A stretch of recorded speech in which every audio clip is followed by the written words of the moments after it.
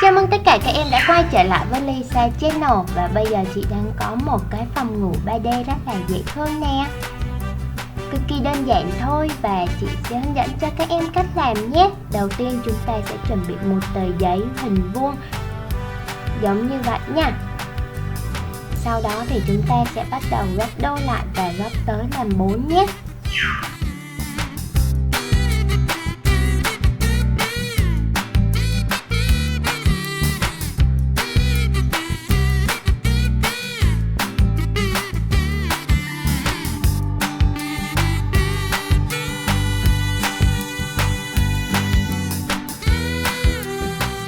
Sau đó thì chúng ta sẽ trang trí những cái tường nhà nhé.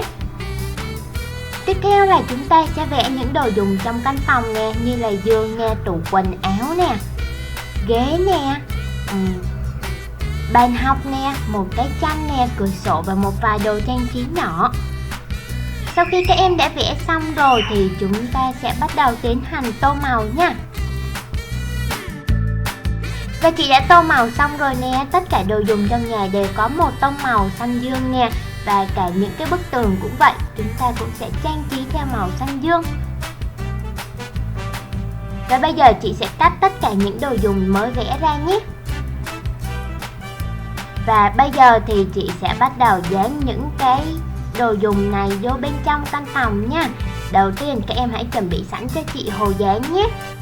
Chúng ta sẽ dán phần ở bên phần cái căn phòng vô trước nè.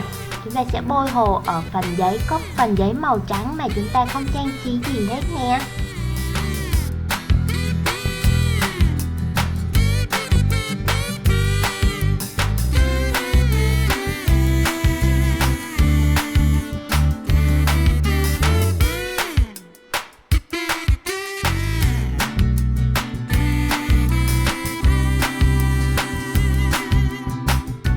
Bây giờ chị sẽ gắn cái giường, chúng ta sẽ gập lại theo những đường viền màu đen mà chúng ta đã kẻ sẵn.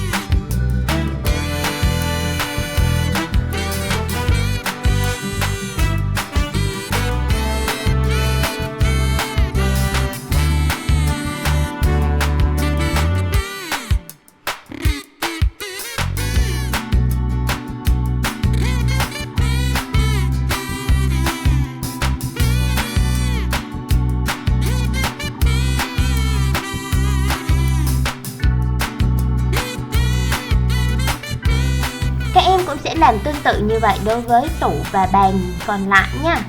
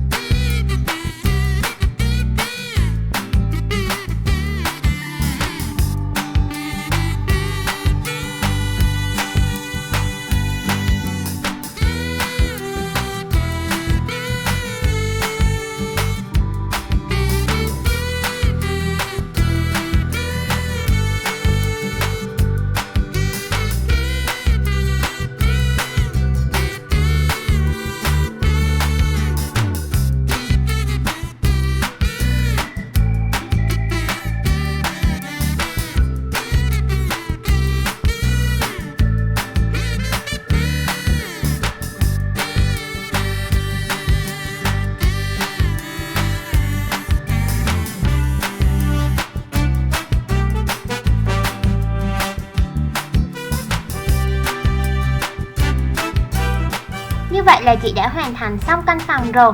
Nếu các em thích thì hãy bình luận cho chị biết ở bên dưới video với nha. Và các em hãy gợi ý cho chị xem là chúng ta nên làm gì ở video tiếp theo nhé.